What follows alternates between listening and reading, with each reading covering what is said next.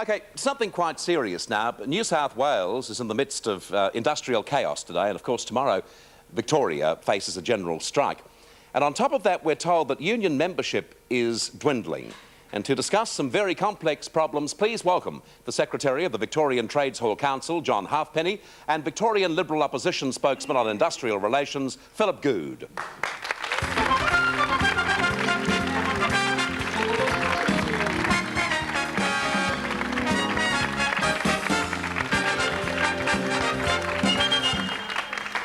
Just made the comment that that unions, in terms of numbers, are dwindling. John, does that worry you?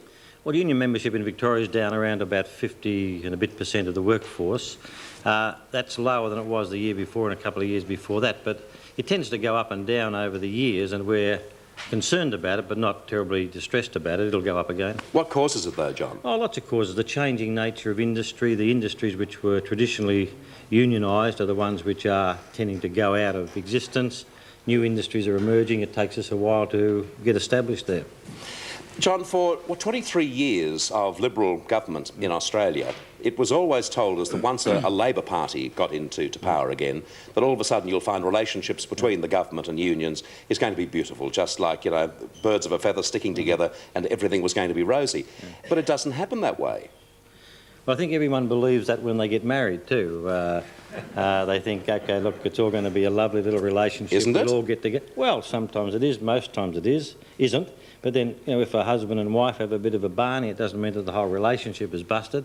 If they have sort of 6 months of unhappiness and 25 years of happiness, that's not bad odds. Now, that's what it's like in the union movement. That I mean, trying to sort of establish a partnership with the Liberals would be very difficult for the union movement, but we have a good family relationship with the Labor government, and wouldn't swap them as partners for quids. Yeah, but you're still, I mean, you're going through that 6 months of problems, obviously, at the moment. Well, in the party, if you look at the history of, well, not so much history, but if you look at what's happened since Labor came into government in Victoria and also federally, then the amount of industrial turmoil, of strikes and all that sort of stuff has dropped dramatically from, you know, the past. Now, I've been a union official under both Liberal and Labor governments, and certainly I established my, well, I can't call it a reputation, but I established my position in the union movement and my involvement in industrial action under Liberals, whereas under Labor governments, this is the first time that I've been, or tomorrow will be the first time that I've been involved, the first time for many years that I've been involved in a major industrial dispute. So I think that the runs are on the board. If you compare the relationship and the cooperative relationship between unions and Labor governments over the last 7 or 8 years with any 7 or 8 periods under Liberals or Conservative governments, then Labor and unions together make for a much better team. Obviously you wouldn't agree with that, Phillip.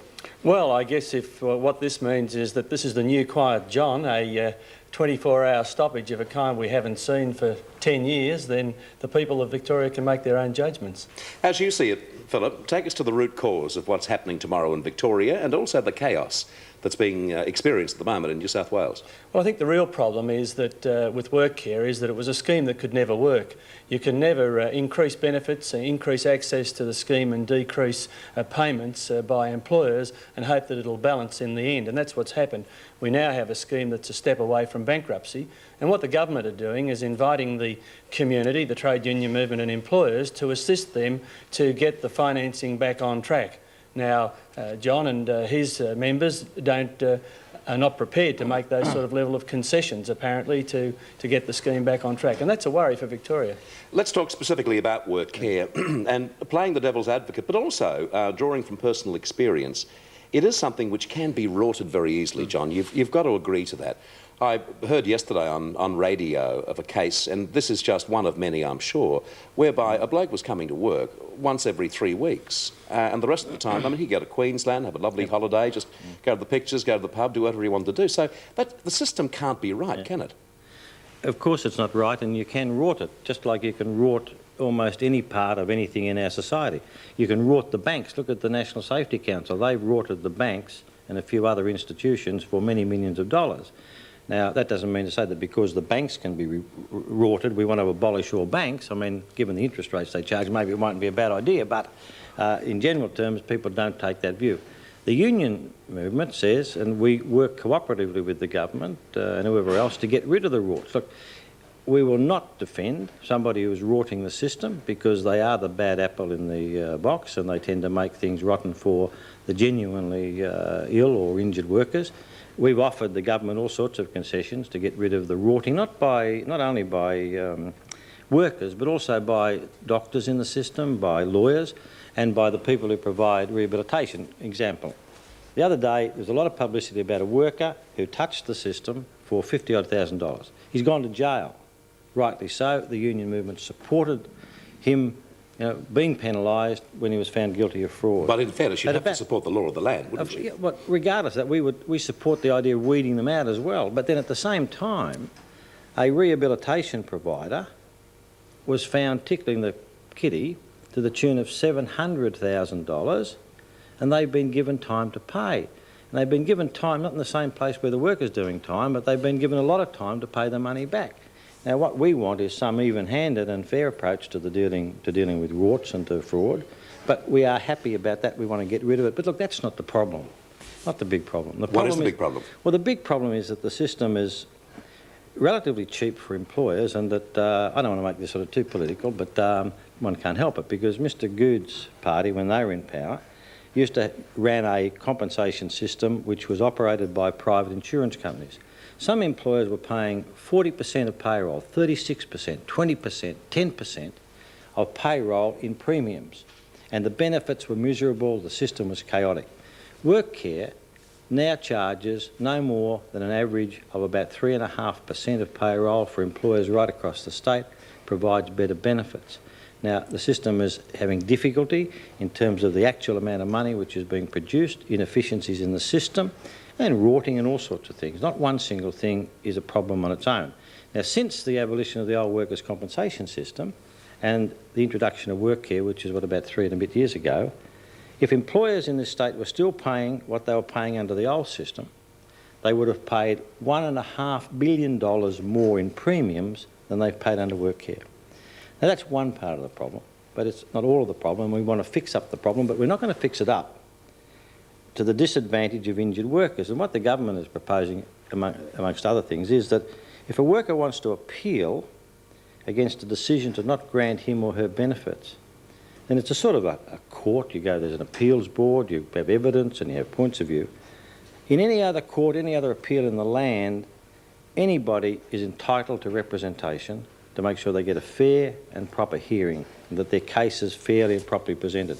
The government is saying no, injured workers cannot have representation in this appeals board. Now, that's one of the big issues between us. We think it's fair and just that everybody should have the right to have their case fairly presented. Any comment, Philip? Well, just on the last point, it's not true to say that they are denying people representation. They are allowed to take along a friend. They're allowed to take John along, for example, if he was prepared to go. And that's because I'm everyone's friend. Well, that's because you're everyone's friend. But the position is that once the case is further disputed, they have a right of legal representation before the tribunal. They're not denied natural justice, and that is a point that I think is overlooked by the trade union movement. And I'm a bit of a loss to understand, in fact, why John would pursue the line that he is in those circumstances. Well, I'll tell you why. Look, the government put to us, yes, you can take a friend. OK, now you go to this court of appeal where there's evidence against you, evidence for you, and there's a panel or a board that sits up there. Now, in any other situation, those involved are entitled to be represented, maybe by a lawyer, maybe by a friend, maybe by your grandmother, whoever, right? The government said to us, yes, you can take your grandmother, you can take a friend, you can take anyone who you like, but they can't speak. Now, what's the good of taking anybody? Hold your hand, say, oh, it's crazy. All we want is that an injured worker has the right to be represented by whoever they choose, be it a union official, be it a legal advisor, be it their grandmother or their auntie. To fully represent them. To fully represent them. Now the government is saying, well, look, yeah, somebody can go along, doesn't matter who they are, but they can say something if the chairman of the panel asks them to say something, but they can't represent the worker. Now, that would not be tolerated in any other area of law, any other sort of appeals position where natural justice is the basic ingredient. And look, it is as simple but as disturbing as that, which is causing us a lot of concern. John, I think that most Australians, though, concern themselves with the sort of reputation we're getting overseas now, and it's almost too late to retract it. It brought England to its knees, and the reputation now overseas is not a good one, so far as industrial chaos is concerned. Well, that's not true, Bert. I mean, once upon a time, and not so long ago, we didn't have a good reputation. I mean, we have a problem that Australian workers have not overcome some of the bad reputation of the past. Australian management has not overcome some of its bad reputation of the past. Mind you, overseas people we trade with, they have about the same level of opinion of Australian management as they do of workers. They don't say that the management's terrific and the workers aren't. They think that both are crook, right, and not very competent.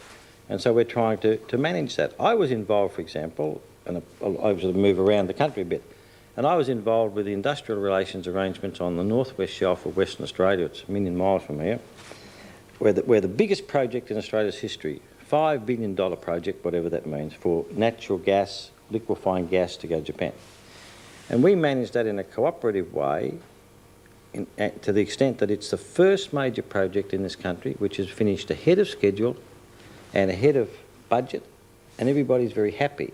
Now, we're doing that also with the frigate project at the Amacon shipyard in Williamstown, where we've got, and the newspapers today were predicting that Victoria would win, and Victoria will win that project, which is worth, again, $5 billion. Who knows what $5 billion is? It's a lot of money, but it's a lot of ships and a lot of jobs. We will win that because we've established a superbly cooperative relationship between the unions, the company and the government on that project. Now, things are improving, but I mean, it's a bit like management is slowly improving. But I think the reputation is better than it used to be, and it can be better. And just as one swallow doesn't make a spring, then one strike doesn't make a whole heap of chaos. Isn't that summer? One swallow doesn't make a summer? No. Not important. John, thanks for coming in. I'd like to get in a bit earlier, springs before summer. Sure. Philip, thanks for your time too. I should mention that we did invite a representative from the Victorian government to join us today, and they declined. Thanks to John Halfpenny and Phillip Gude. We'll take a break, and after this break, Marty Rose is back on the show, and that's good news. We'll see you then.